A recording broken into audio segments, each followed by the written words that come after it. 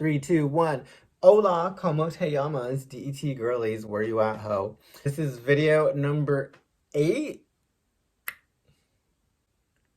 Today in video 8, I will discuss the read then speak and mainly just give some examples, and I'll put my suggestions and tips in there because who needs an organized video? Let's just do it all at once. So sit back and relax, and in the great words of the Real Housewives of New Jersey, pay attention, please. Just like the read then write task, this task is mostly production. The reading is not really reading, false advertising. You're just reading the question or the prompt. So let's look at an example from the guide. Here she is, and ooh, girl, I didn't know we was talking about the IELTS today. I mean, this looks very similar to another well-known test that we are probably familiar with. Quit playing. This looks just like the IELTS test part 2 with the cue cards. But that's good for us because I feel like IELTS is probably the most commonly taken ESL test in the world. Don't quote me on that. But that means a lot of people are familiar with it. You have a minimum of 30 seconds and a maximum of 90 seconds. You get this topic or cue card and then some guiding points or some guiding information.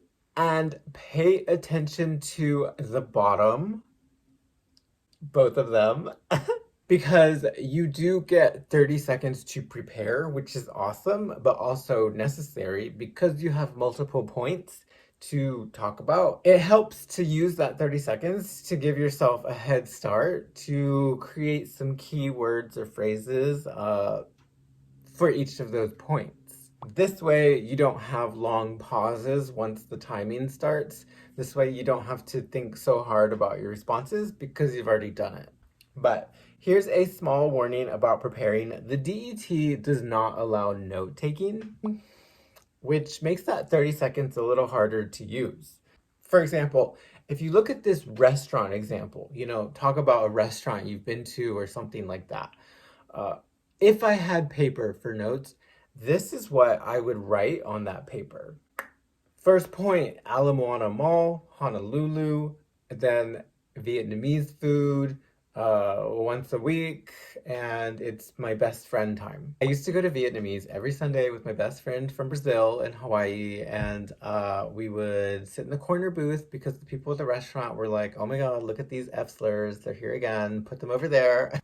Sorry, anyways, so it's hard to use the 30 seconds because you cannot write this information down. You have to just organize it in your head, which means when the time starts, you might forget some of the information that was in your head. So just prepare for that because I know like on other tests, like the TOEFL, for example, note-taking is such a big part of the test. But because the DET is a remote test, we can take this at home. That means that you can't be looking down, like you can't look away from the screen. Okay, continuing. There's a lot of information to be aware of for this task. In the back of the guide, it also says be prepared to speak 50 words. Interesting, because the read then write said write for 50 words. So the length that they want is the same.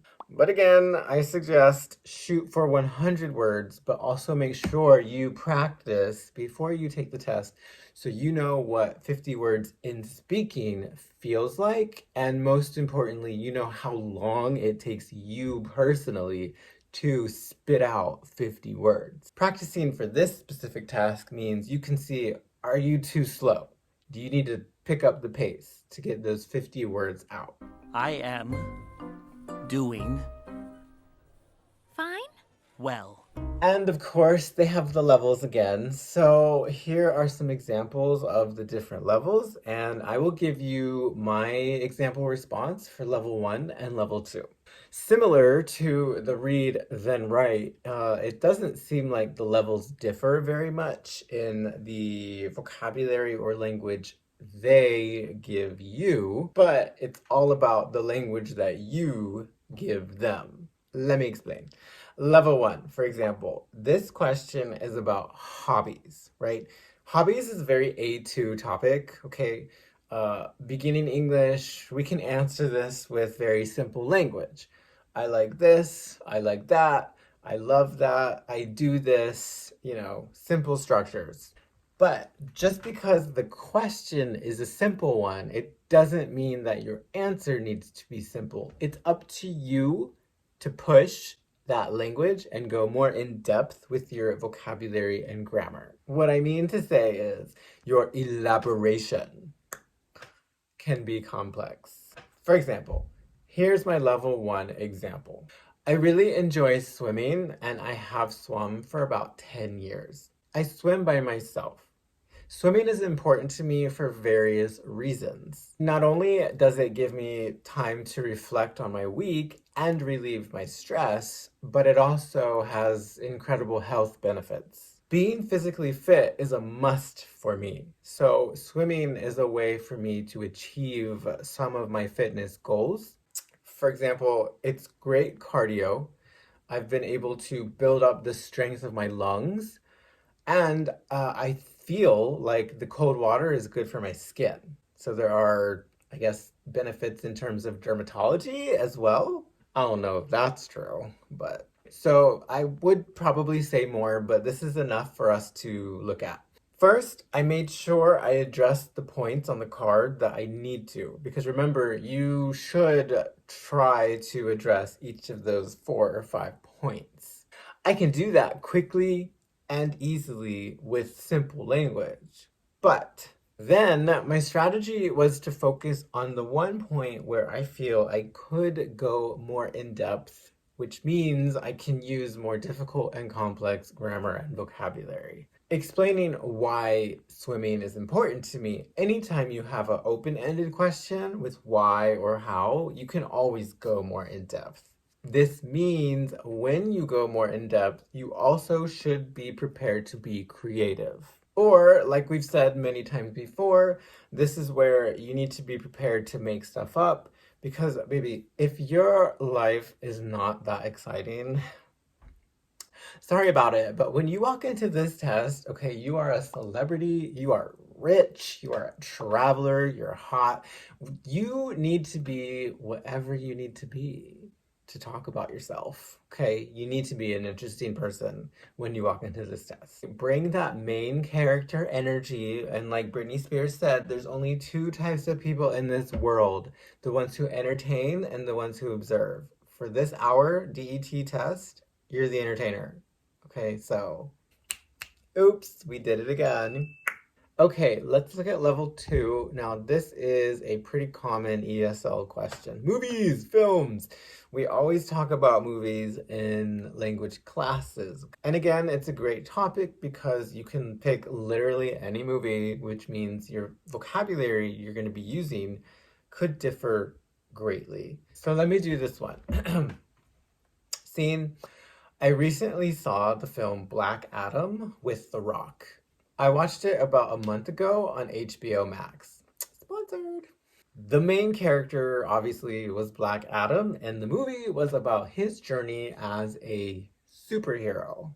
But I remember he wasn't supposed to be a superhero. Spoiler alert. It was some type of mix-up. I also remember the movie was slightly chaotic and a bit cheesy, but overall I enjoyed it. I did walk into the movie without any expectations, and the action sequences were pretty gripping, and I think the special effects also were good. Some of the younger, lesser-known actors were not quite as impressive, but they were still fun to watch. I will admit I'm a little tired of The Rock. I feel like he's a bit overused in Hollywood, but I did appreciate that his character was quiet, so he had less dialogue to struggle with. Overall, I give the movie, I don't know, a 7 out of 10, so I would recommend it. So for topics like this one, I know students will think forever about a movie, whether it's a movie, a book, a TV show, a musical artist. It happens all the time in my classes. I'm like, okay, tell me about your favorite movie. And students will be like, I don't really watch movies, or, I don't like movies. Or, I can't remember. And I'm like, thank you so much. Here's the tip. The first movie that pops in your mind, whether the first book, the first song, the first TV show, the first actor, the first whatever the topic is, use it. I don't care if it's the last movie you saw. I don't care if you liked it or not. We don't have time to care about the truth. For questions like this, if you struggle with getting it out, then just use the first thing that comes in your mind so you can use that preparation time to focus and develop and construct a good answer. Now, looking at level 3, it looks like we have a little bit more space to think more abstractly in English, talking about a gift, but also how do you feel? Okay, we can use some emotional language there. I'm not gonna do this one, but let me give you another tip. If you have trouble thinking about the content, then don't. Focus on the vocab and grammar. By changing your focus to that, then you will have to quickly come up with content to fill in the structure, to use the structure. That's confusing. For example, let's just pretend this is me answering this gift question. Okay. I just said I wasn't going to do it, but let me use a relative clause gift. I recently gave my sister, who lives with me, a puppy for her 18th birthday. I don't know, but I should use a conditional. If I hadn't given her a puppy, I would have given her money. Okay, I need some vocabulary. How did I feel? I felt happy? No. I felt fantastic because I knew she had always wanted, no, desired a puppy.